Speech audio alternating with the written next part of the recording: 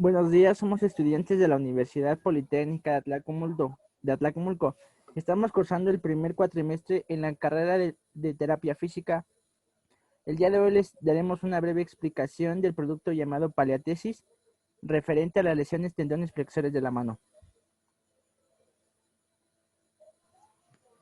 Como bien se sabe, una de las principales extremidades con las que cuenta el hombre para explorar y comunicarse con el exterior es la mano. Esta es la estructura más compleja del cuerpo humano, por lo que se considera de gran importancia dentro de todas las necesidades de la vida, ya que son capaces de desempeñar una gran variedad de funciones como tocar, agarrar, sentir, sujetar, manipular, acariciar, entre otras cosas. Son una parte vital porque definen quiénes somos y cómo nos vemos a nosotros mismos. Este órgano forma parte de una extremidad del brazo, en el cual se conducen principalmente tres funciones básicas: el órgano sensorial, soporte y coordinación. Incluso cuando hablamos, las manos son parte importante de nosotros y de lo que decimos, pues ayudan a muchas personas a expresarse cuando hablan. Desempeñan una función tan importante a la hora de comunicarnos que incluso las usamos de expresiones idiomáticas. De igual manera, forman parte de los sentidos, donde juega un papel importante. Además de las funciones ya mencionadas, permite apreciar las sensaciones externas como frío, calor, presión, textura, así como el peso que sostenemos, la fuerza que nuestros músculos ejercen, entre otras cosas. La mano realiza muchas funciones o actividades presentes en la vida cotidiana. Es por ello que es susceptible a sufrir algún accidente. Tal es el caso de fracturas, lesiones, torceduras, por mencionar las más comunes, puesto que está conformado por diferentes partes como dedos, tendones, músculos, huesos. Cuando una de estas deja de funcionar, impiden realizar sus funciones fundamentales, produciendo una alteración de sus patrones de uso y una mano sin movilidad. Es por ello que deben ser muy bien cuidadas, así como atendidas rápidamente en caso de accidentes.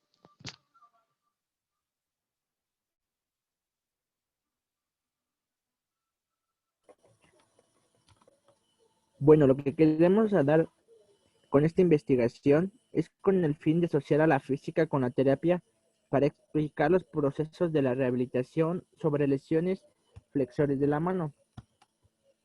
Bueno, pero ¿qué es la paliatesis? La paliatesis se divide en dos partes. Palatesis proviene de la palabra pala. Esta deriva de la palanca, que es aquella barra que gira sobre un fulcro o un punto de apoyo. La tesis deriva de la ortesis. La ortesis son una serie de instrumentos externos de apoyo aplicando el cuerpo para modificar aspectos como funcionales o estructurales. Esto se puede clasificar según su función en los estabilizadores funcionales, correctores y protectores.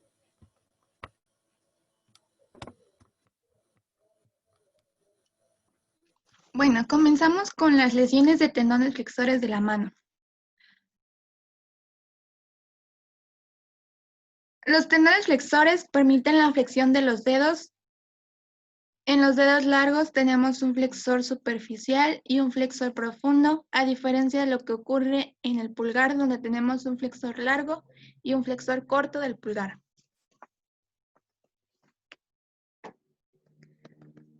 Asimismo, tenemos los tendones flexores, que se pueden dividir en tres grupos principales. Tendones flexores del carpo son aquellos que se encuentran en el palmar mayor, el palmar menor y el cubital anterior. Los tendones flexores de los dedos largos son los flexores profundos de los dedos, los cuales rodean al flexor profundo a través del quiasma de Camper y se insertan en la falange media de los dedos. Y por último tenemos el tendón flexor largo del pulgar.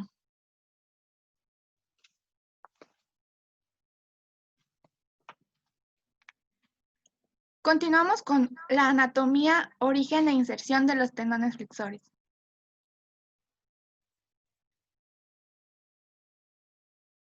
Es por todos conocido el origen del vientre muscular de los flexores desde la epitroclea y el tercio proximal del antebrazo en su parte cubital o ulnar. En el caso de los flexores de la muñeca tenemos al flexor palmar mayor que se inserta en la base palmar del segundo metacarpiano, al flexor cubital anterior que se inserta en el hueso pisiforme y al palmar menor que termina con el pliegue de la muñeca, funcionándose con la fascia palmar superficial. Hacia los dedos tenemos al flexor superficial y al flexor profundo de los dedos. Estos son insertados a los costados de la falange medial y en la base palmar de la falange distal, respectivamente. En el caso específico del pulgar tenemos al flexor largo, que se inserta en la base de la falange distal del primer dedo. De igual manera, este sistema de poleas y vaina sinovial, que se encuentra a partir de la articulación metacarpo-falángica, cuya función en la biomecánica de los dedos es crucial para que los tenones flexores puedan hacer el arco de flexión correcto.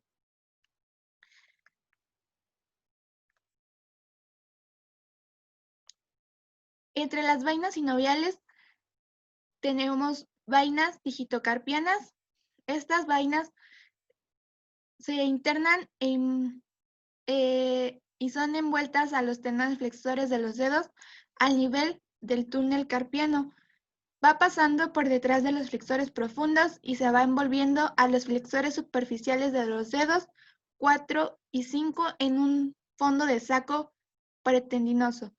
Se describe así porque se extiende entre 30 y 40 por encima del borde distal del retináculo flexor hasta la base de la falange distal del quinto dedo. La vaina digitocarpiana externa envuelve al flexor largo del pulgar y también se extiende entre 30 y 40 por encima del borde distal del retináculo flexor hasta llegar a la base de la falange distal del pulgar. Y por último tenemos las vainas digitales.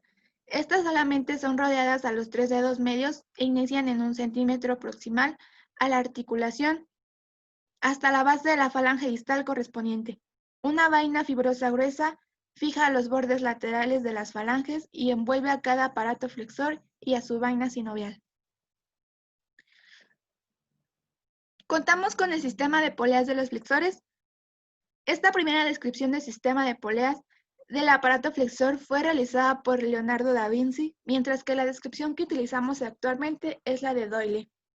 Este complejo sistema de poleas permite una gran funcionalidad normal del aparato flexor de los dedos y está compuesta por 5 poleas anulares o asiformes, A1 y A5, y 3 poleas cruciformes, C1 y C3.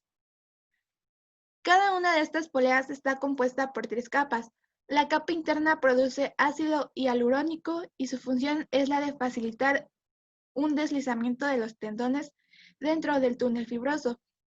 La capa intermedia es rica en colágeno y es la responsable de que la polea pueda resistir la traslación palmar de los tendones. Y por último tenemos la capa areolar exterior. Es la que permite la nutrición de la polea. En conjunto, el sistema de poleas permite una mejor extrusión de los tendones y agrega eficiencia a la función del aparato flexor.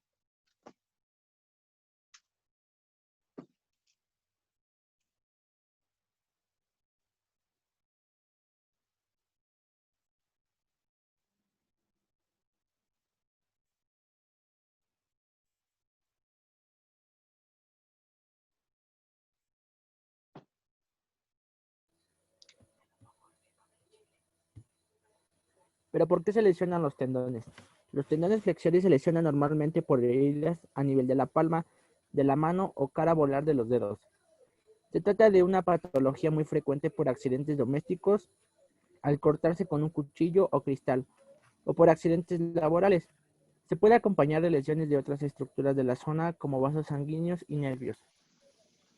Para esto tenemos un diagnóstico. El diagnóstico se debe sospechar ante la imposibilidad de flexionar las articulaciones correspondientes.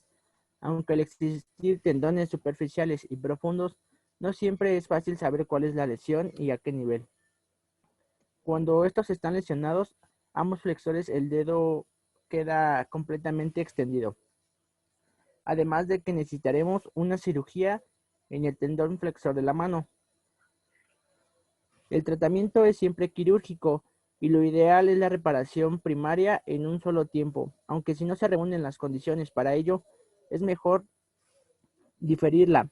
La falta de condiciones puede ser local de la herida o del paciente, o del centro médico de atención que no reúna las condiciones idóneas para la cirugía compleja que requiere el ámbito adecuado, una buena anestesia, el instrumental específico y los cirujanos con experiencias en la cirugía de la mano.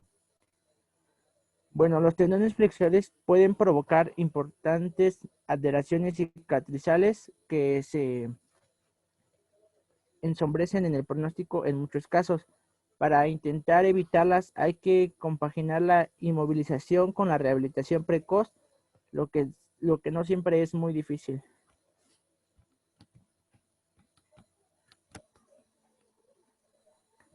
Para ello se utilizan férulas dinámicas especializadas, generalmente hechas a la medida de cada paciente y su situación.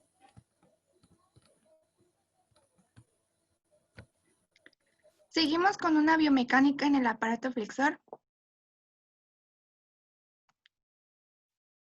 Biomecánicamente, estos tendones se encargan de transmitir una fuerza desde el vientre muscular hacia el dedo para producir movimiento de flexión. La función del tendón depende de dos variables principales, la tensión del tendón y el brazo de palanca. Este último es la distancia perpendicular entre el tendón y el eje de rotación articular. Esta distancia del tendón del eje determina la palanca que el tendón puede ejercer en la articulación, ya que a mayor distancia, mayor será el brazo de palanca. Tanto el brazo de palanca como la excursión o deslizamiento tendinoso y la rotación articular son guiadas por el sistema de poleas. Como mencionábamos anteriormente, las poleas A2 y A4 son esenciales para la función digital normal, ya que por su ubicación estas poleas son las más eficaces para evitar un desplazamiento palmar de los tendones y la producción de un fenómeno de cuerda de arco. Al momento o torque total de un tendón es el resultado de la tensión por el brazo de palanca. La tensión es constante a través del tendón, por lo que para modificar la fuerza y el troque en una articulación cruzada por un solo tendón, el brazo de palanca debe variar. Asimismo, tenemos zonas de lesiones tendinosas. En la mano han sido definidas por la Federación Internacional de Sociedades de Cirugía de la Mano, IFSC, que divide los dedos largos en 5 zonas y el pulgar en 3. La zona 1 está constituida entre una inserción distal del tendón flexor en la base de la falange distal y la inserción distal del tendón del flexor superficial en la mitad palmar de la falange media. La zona 2, llamada tierra de nadie, es comprendida entre la inserción distal del tendón flexor en la mitad palmar de la falange media o donde se determina la zona 1 y el comienzo de la vaina flexora a nivel del cuello de los metacarpianos en la zona de pliegue palmar distal. En esta zona el tendón del flexor profundo perfora el tendón del flexor superficial. La zona 3, delimitada por el pliegue palmar distal hasta la parte inferior del ligamento anular del carpo. En esta zona se halla el origen de las lumbricales. La zona 4, zona del túnel del carpo, por donde pasan los 9 tendones flexores y el nervio mediano. La zona 5, desde la parte proximal del túnel del carpo hasta la articulación radiocubital inferior. Y por último, la zona 6 corresponde a una porción muscular de los flexores a nivel del tercio medio y proximal del antebrazo. Pues una lesión a nivel muscular también significa una pérdida de la flexión distal en los dedos.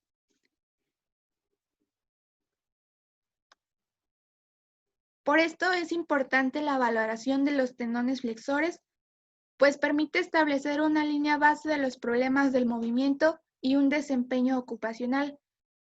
Para la comparación de cara al proceso postquirúrgico, así como también de la respuesta de un tratamiento bien, sean las modalidades, programa de ejercicios y actividades terapéuticas.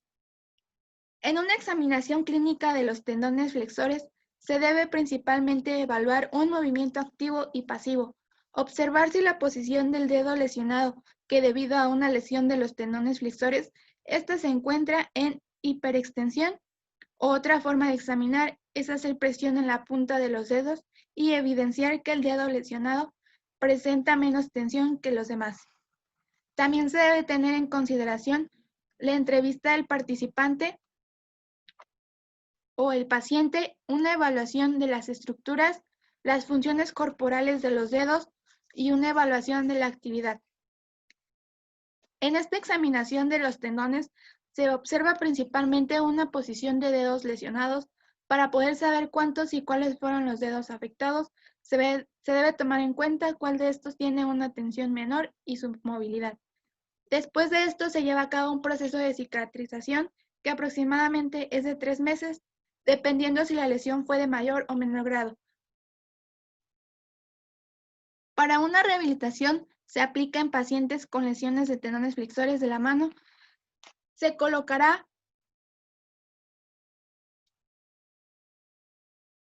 asimismo como un resultado o una mano funcional. Podemos encontrar huesos metacarpianos. Estos están compuestos por 5 huesos que componen la parte media de la mano.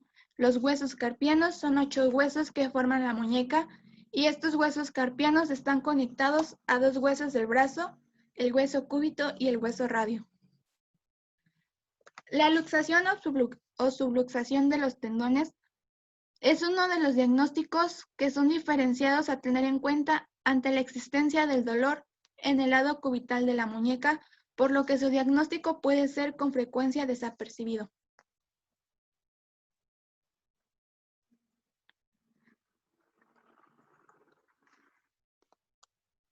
Por otro lado, no es simplemente una rotación del radio sobre el cúbito, sino que se acompaña de un grado variable de traslación dorsopalmar. En supinación del radio rota y se desplaza dorsalmente con respecto al cúbito que permanece fijo, mientras que en pronación rota se hace desplazamiento hacia la palmar. A partir de ciertos estudios, Spinner y Kaplan demostraron que para que se produzca una completa luxación del radio con respecto al cúbito, se es necesario que esté roto el retináculo infratendinoso o capa profunda del retináculo extensor y que éste fuera su túnel osteofibroso.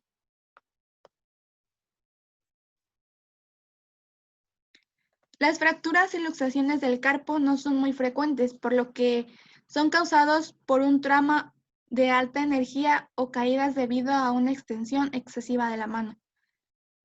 Por lo general se denominan dislocaciones de muñeca aquellas que abarcan a lesiones intercarpianas, ya que la luxación radiocarpiana es realmente rara, pero aún es más rara la lesión de ambas muñecas. Casi todas las luxaciones simples y las fracturas son el resultado de un evento traumático de alta energía. En este caso, el paciente no conoce su mecanismo exacto de la lesión. Este tipo de lesiones depende de la posición de la muñeca en el momento de la lesión, que puede estar en flexión o extensión máxima, seguida de exceso de trabajo y lesiones de alta energía. El tratamiento por lo general es la reducción cerrada y estabilización, pero en caso de presentarse una fractura, la muñeca se inmoviliza en flexión o extensión.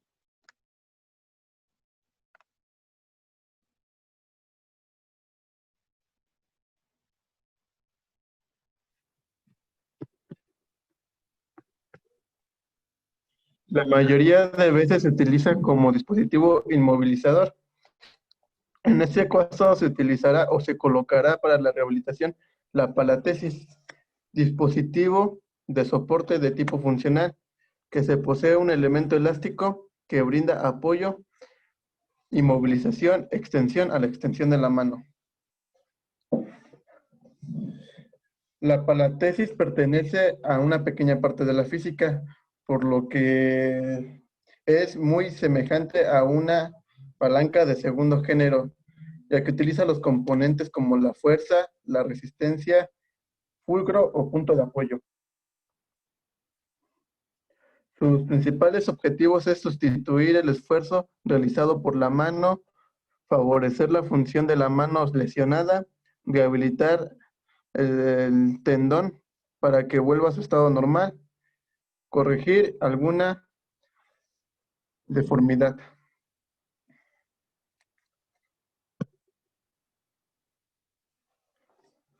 Bueno, le muestro un pequeño prototipo que lo que sería la palatesis, lo que va a estar conformado, por ejemplo, por el punto de apoyo o fulcro, que en este caso sería la muñequera. Este brindará soporte de tensión de la mano para mantener las dos fuerzas infringidas en su sitio. Por otro caso sería la resistencia, que sería esta pequeña parte metálica que infringe una fuerza contraria para la expansión de la mano. Y la potencia, que en este caso sería las cuerdas. Este es un proceso por el cual, después de un tiempo infringido, corromperá la resistencia y así logrando una mejoría en la mano.